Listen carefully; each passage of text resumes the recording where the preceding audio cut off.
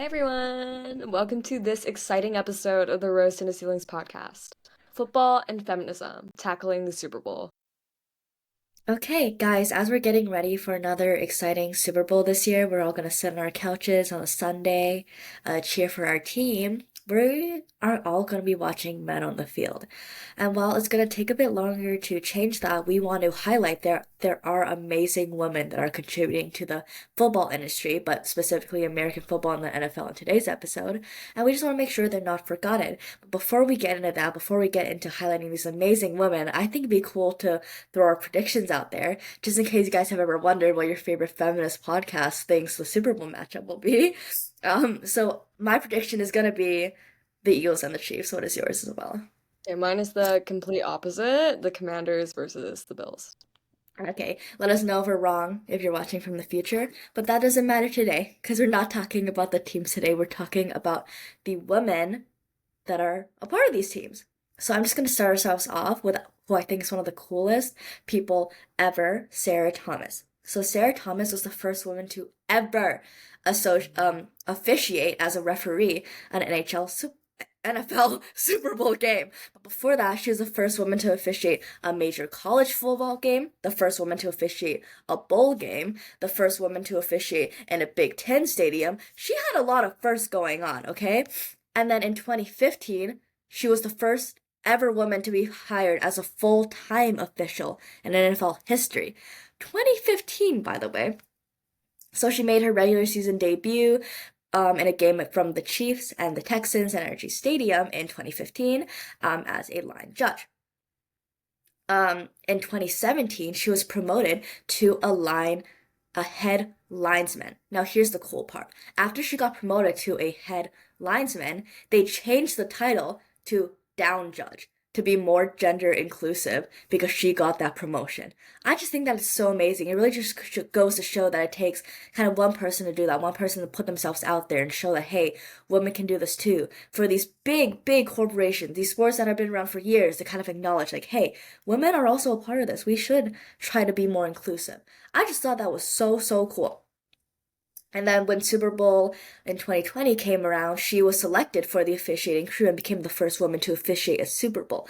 Now, this is a big deal, right? She was also in the down judge position. Getting selected for the Super Bowl is a big deal. That's like being the best of the best here. And she kind of talked about that, this idea of being the best of the best. She liked how after she kind of proved herself to be so good, good, like Super Bowl level good, that the media kind of went from, oh, she's the first woman here, to, oh, she was so good, she got selected to the Super Bowl, right? She wanted to show that it wasn't just about being the first female, it was about being the best and showing that women can be the best, not just the best out of women, right? And one quote that I thought was really neat of her is she said, I'm so proud that my sons are watching other men believe in their mom and her abilities. Because she's not just doing this for her daughters, which she says she's doing it for too. She's doing this for, all the young men around, right? Even the grown men around to show them that there is room for equality in this world that doesn't exclude them. And this also quote that I thought was really cute from her. She said, and it truly is a privilege to be in a position to inspire young women and show them that they can do whatever they want to do.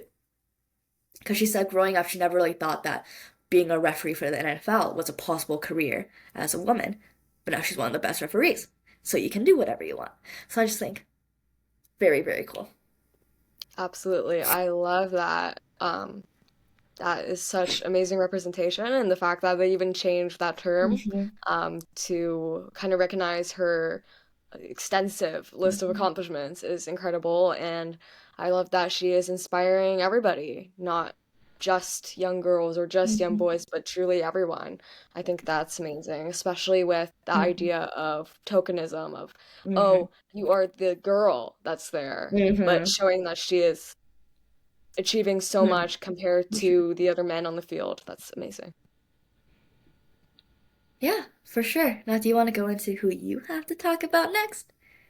All right, so my first person is Jen Welter, and she's the first female NFL coach in 2015. And she played professional women's football for 14 years. She won two gold medals with Team USA at the IFAF Women's World Mm-hmm. Championship. And in 2014, she was the first woman to play a non-kicking position in men's professional football. She was the running back for Texas Revolution in the Indoor Football League.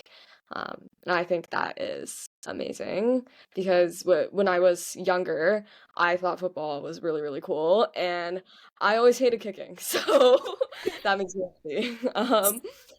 So her impact on sports, she is an outspoken advocate for women in football. She launched Gritty on Girls, hopefully I'm pronouncing that right, and it's a series of camps designed to teach football fundamentals and boost confidence specifically for young girls.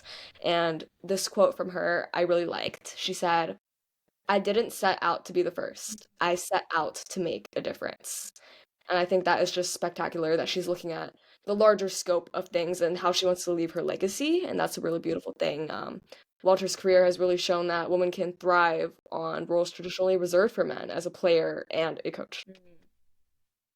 That's amazing. And it also is kind of interesting to me how um, Sarah Thomas had her breaking boundaries moment in 2015. And so did Jen Walter. So I don't know what was happening in 2015, but that's really cool. How, first of all, that she's not only a super qualified and amazing and accomplished coach, but she was also an equally accomplished player. It just shows that you can do it all. Um, who the next woman I want to highlight is also a coach. Her name is Jennifer King. Now, what she's known for is that she was actually the first Black woman to ever become a full-time NFL coach. And this only happened in 2021.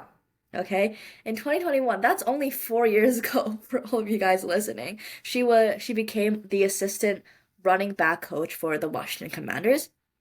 She's now an offensive assistant coach for the Chicago Bears.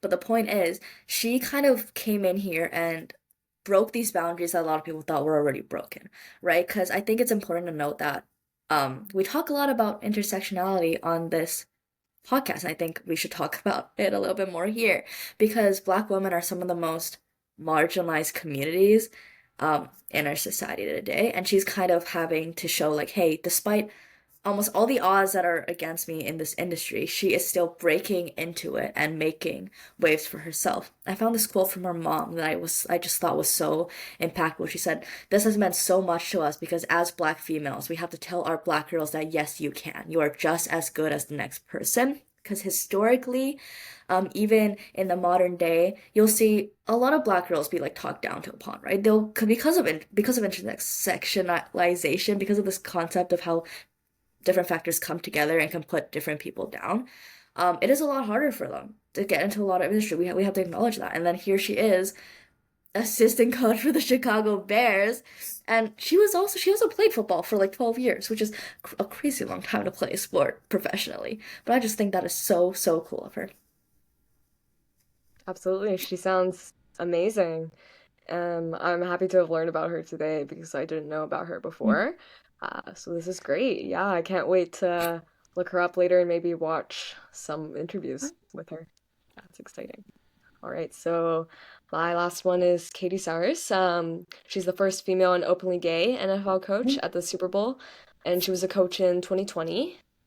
And she was the assistant offensive coach for the San Francisco 49ers. And she joined the NFL in 2016 as part of the Bill Walsh Diversity Coaching Fellowship with the Atlanta Falcons. She was the former professional player in the WFA, and she competed for 8 years. And her impact on sports. Well, she had advocated loudly for diversity and inclusion in sports and the importance of representation, as all of these women have. And one quote that I enjoyed from her was, "The more we can create an environment where everyone feels seen, the more we can tap into the potential of every individual." So again, crushing this constant talk of competition, that there can only be one woman in the room where it happens, where she's saying that every individual has this potential. She continued her advocacy as Kansas City's coaching staff in 2023, and her historic Super Bowl appearance really shattered stereotypes about gender and sexuality in football, and she truly inspired a greater representation in the league, and her story continues to resonate with people around the world. That quote is so powerful. I think I just felt chilled because it really is this idea of representation, right? Like, I think being able to look on the screen on Super Bowl day, you're sitting with your dad, he's wearing his little jersey, and then you see a female coach on the side, you see a female referee on the side, and you're suddenly thinking, wow, this sport isn't as inaccessible as it might have seemed. Because as much as I hate to say it, the sport industry still and has always been very male dominated, whether it be the players on the field or the team members behind it. So I think it's so important, and this is what we're trying to do. We're trying to show you, hey, there are women here, right? They exist, just to hopefully inspire other young girls to be able to see that. Like the poll that you said, they can go into it now. Like you can see yourself on screen and see that's a possibility. Absolutely. I love that. And I hope that there's some girls watching today who maybe want to go into sports. Maybe we'll see you in a couple Super Bowls. Thank you for watching today. Goodbye.